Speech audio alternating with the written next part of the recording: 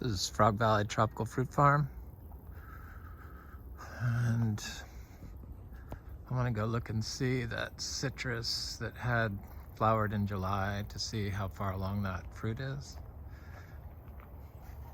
It's one of our Frog Valley Farm citrus from a tree that we have at our other house.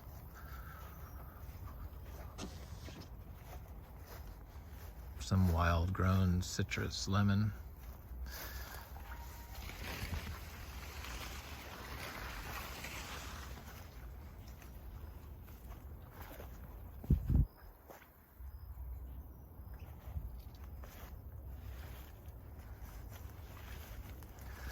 I also want to talk a little bit about soil health. I see from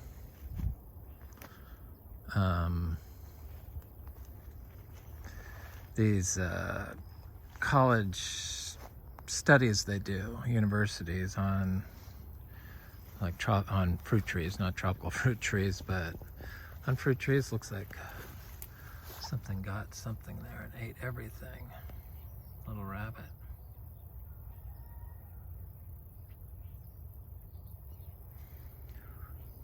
Looks like it went quick. That they don't really even recognize what soil health is, because the universal cropping method done throughout by everyone commercially is rows, mowed, cleared around the tree.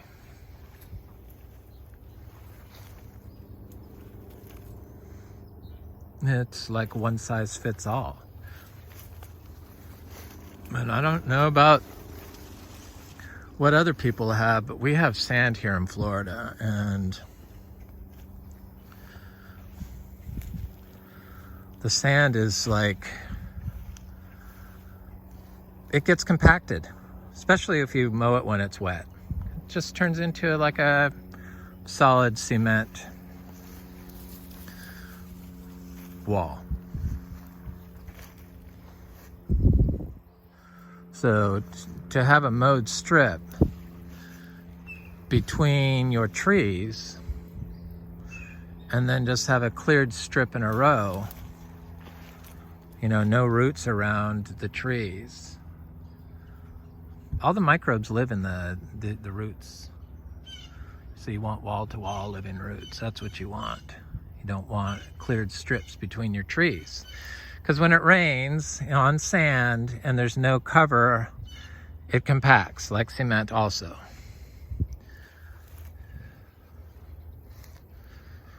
And then all these studies, everyone's so afraid of E. coli and like growing food. And turns out the E. coli lives and is more inclined to reproduce in sterile conditions.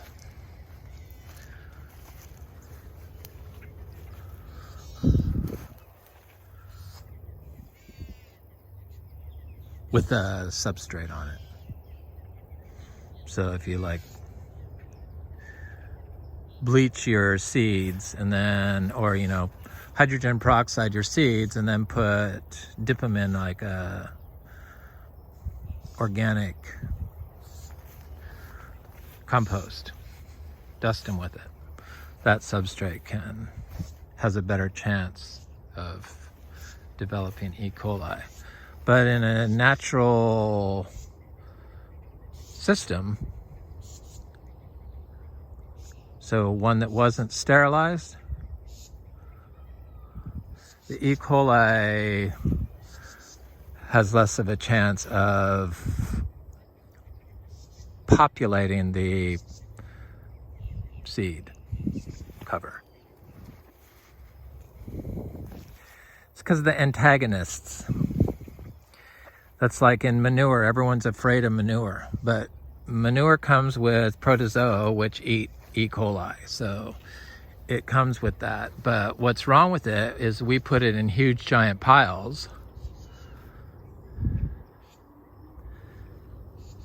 and then we think we're killing off all the antagonists.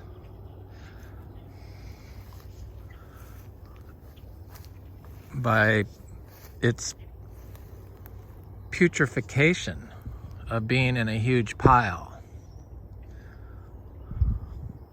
So it just moves to the outside. But if you drop it on the ground in small chunks, it has less chance of, it declines rapidly. So then they take these, in these orchard rows, they take the manure and or not the manure, because they don't use manure. Manure is like I don't think they're allowed to even mention it, to be honest. Raw manure, there's something strange going on there. And they take and dump the compost over to cover the soil between the mowed strips. And they call that soil health. I mean, that's like, where am I going? That's citrus. See them over there? I see the fruit from here. Right there. Hello, my little darling. Summer citrus, organic lemons from Frog Valley Farm. There's so many little birds here in the winter. Little birds that they fly all through this stuff.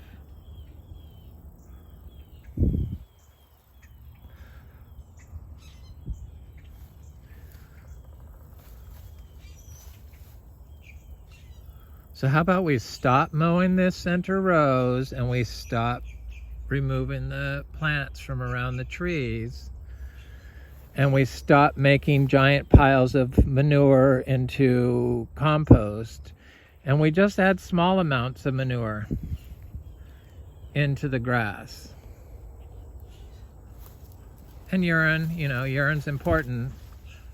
I try to watch other people's videos, but I can't watch all the video people.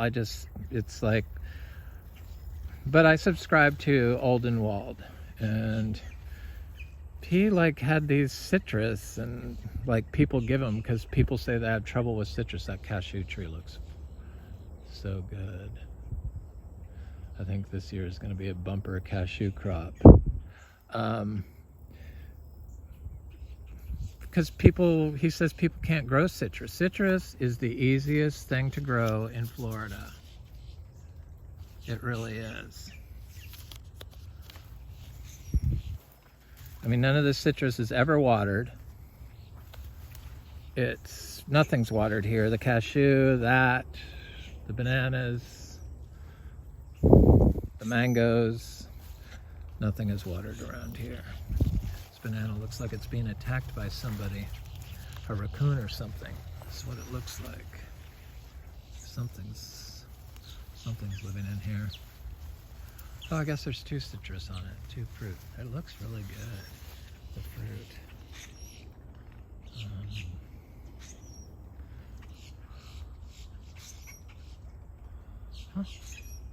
So this is going to be our own little citrus, our summer fruiting, organically grown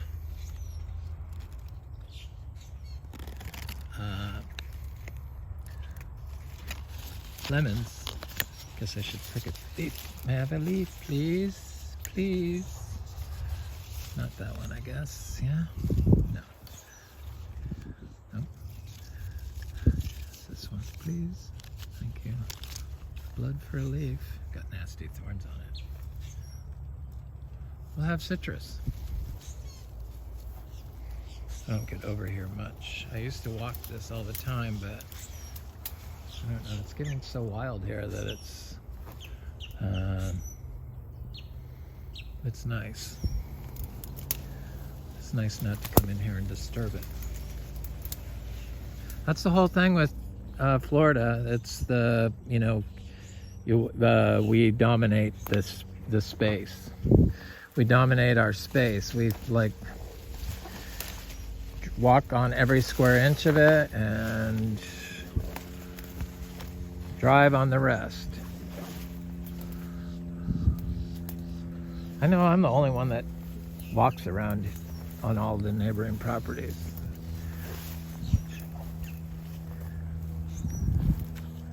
They all have these little ATV things they drive on.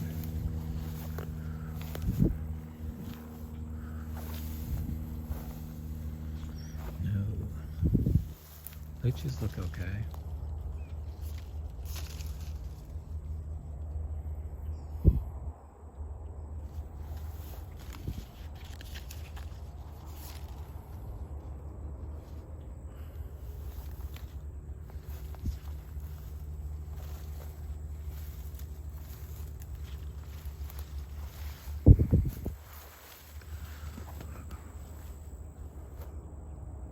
I wasn't too worried about lychees because back when we planted this, lychees were like $10 a pound. Not organic, because nobody grows organic but us, lychees. Can I have one of these? One leaf, please? Thank you. But now they're like expensive. So $10 a pound. They produce a lot of fruit when they fruit. Okay, I'm gonna go look at that other citrus that has fruit on it, since I did that. That citrus fruit looks like it's gonna be ready in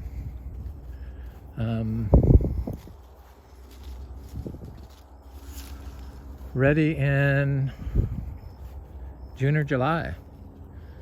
So that is a citrus I want to plant around. And it looks really good. If it's as good as the other one I had, I definitely want it.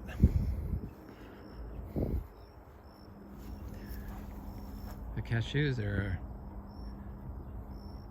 popping. And mangoes in here, little mangoes. This is a J31 jackfruit that I expect is going to fruit this year. I put some manure next to it. So yeah, when you put down small amounts of manure rather than huge piles, I tried to watch the video by Aldenwald on his manure, and he said that the methane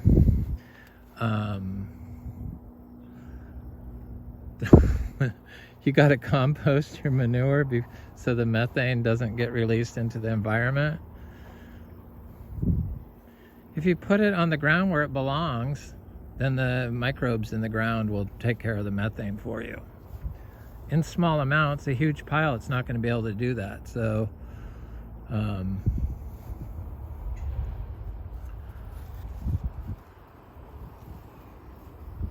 people just fail to look. The E. coli, they don't study the E. coli in the natural system.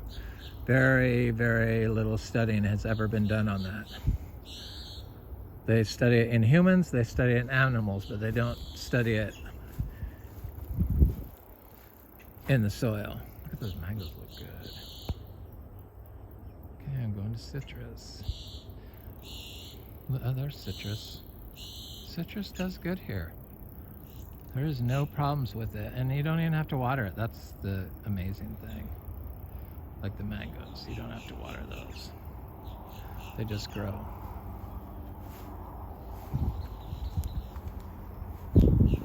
Citrus. Citrus. Gets a little leaf minor. Even the large ones get leaf minor. It doesn't really hurt them at all. Those butterflies don't attack them. I know that. There's a little citrus everywhere in here. You can see it. Citrus.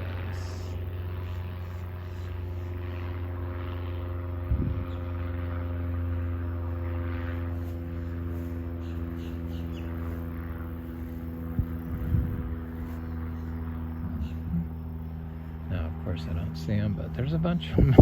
I've been planting them. There's a little mango.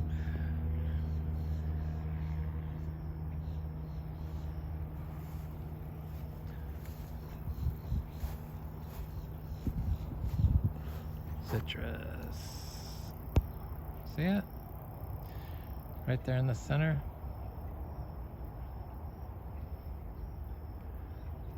And then, of course, there's more. Stuff that hasn't popped up. And some stuff will never pop up.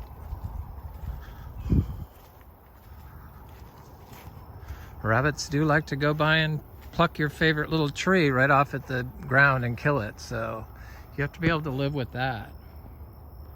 But as you saw, the rabbits have somebody that takes care of them too. So I guess the E. coli, so I have my horn in my biodynamic horn in raw cow manure. And I love this area.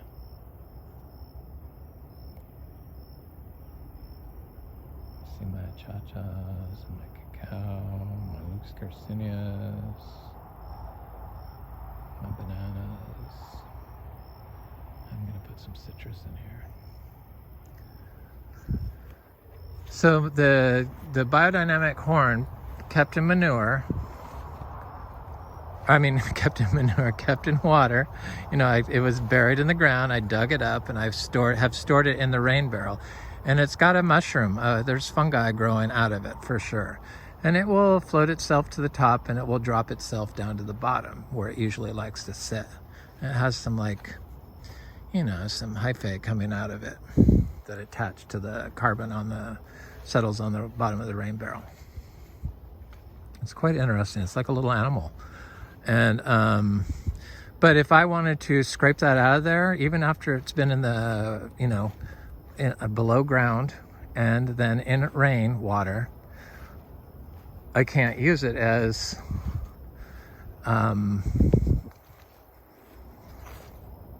organic. I can't spray it and then eat the fruit or eat the salad. I can't make a compost tea out of it like you could a thermophilic compost and spray it on it and then eat it and sell it as organic. But what kills the E. coli is the fluctuation in temperature.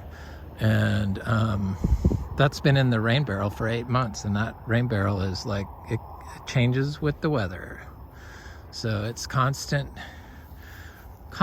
changing temperature. So there's no way that any E. coli is in there that's going to damage you. There's less likely that's going to be in there than in the, just checking my greens, than in the,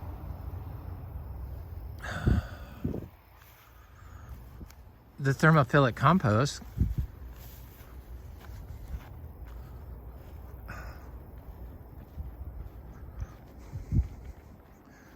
Just all this farming stuff. They talk soil health and they don't even know what soil health should look like, or it's bizarre. But people are figuring it out, and hopefully we can change more people to understand it. A little citrus in there. I showed that one growing in the pigeon pea. Where is it? There it is. Center. Yes.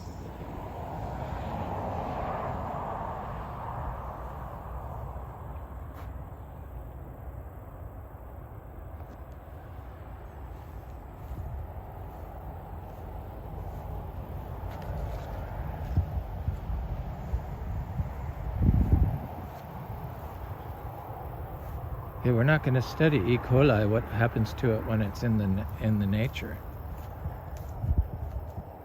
How it needs the antagonist to keep it in check, but we're just going to kill everything first and not figure out how to what you can use and what you can't use.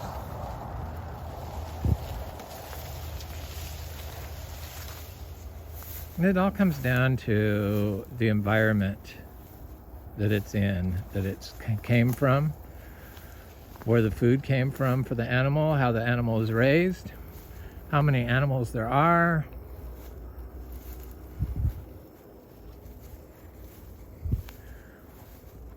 how much natural predators are living in your orchard floor,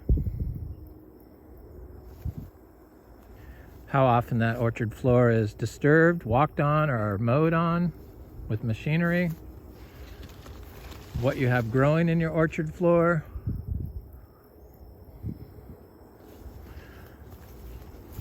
whether your tree can have its root architecture phenotype expressed completely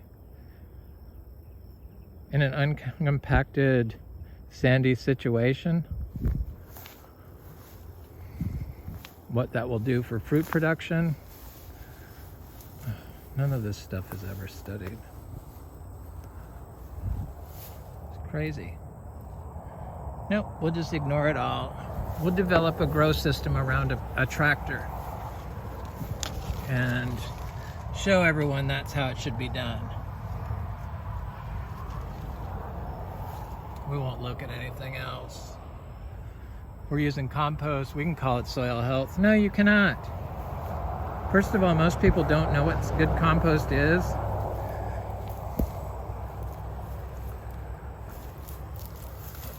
Good compost for Florida is definitely the cow manure.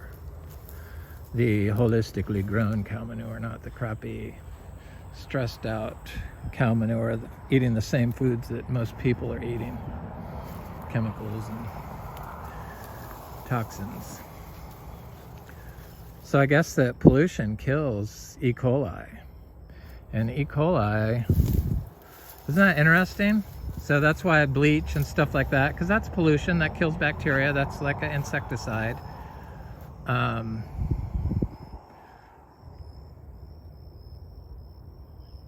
That kills E. coli. And E. coli are super scavenger, mineral scavengers, or nutrient scavengers, that's what it is. Super nutrient scavengers. So you know, like Caesar weed is a nitrogen scavenger. Well, I guess the little E. coli, they hunt down nutrients like predators. So I'm kind of thinking we need to have them in our natural systems.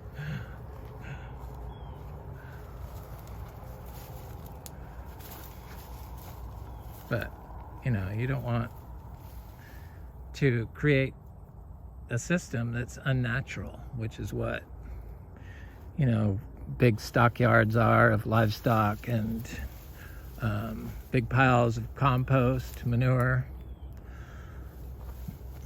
That's not natural.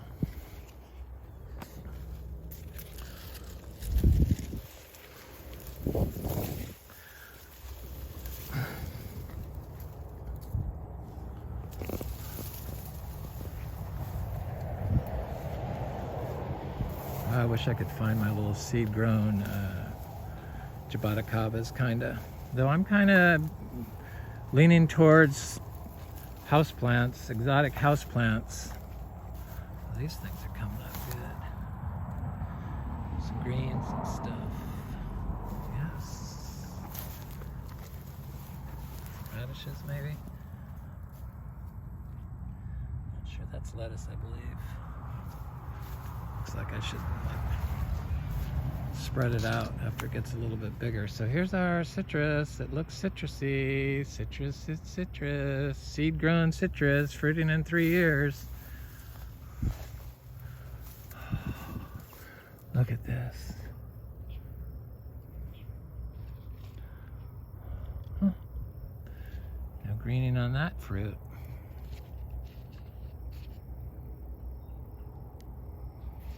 It's a very big lemon. Super juicy. I'm gonna let that one get really ripe. I picked a couple off here, and then I thinned a tree. I don't know why I always say we. We.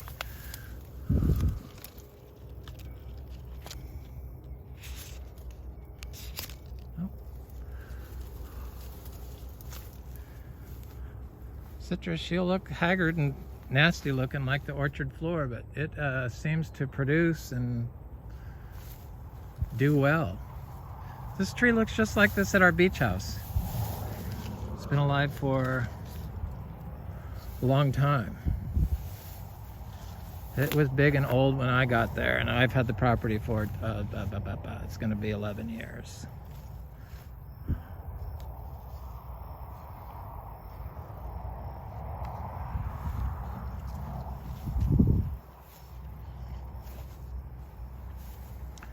Anyway, this is Frog Valley Tropical Fruit Farm, and I just wanted to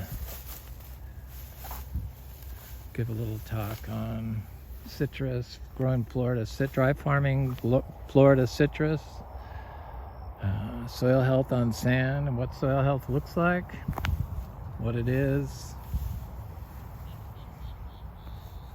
and a little bit about E. coli and manures. Have a good day.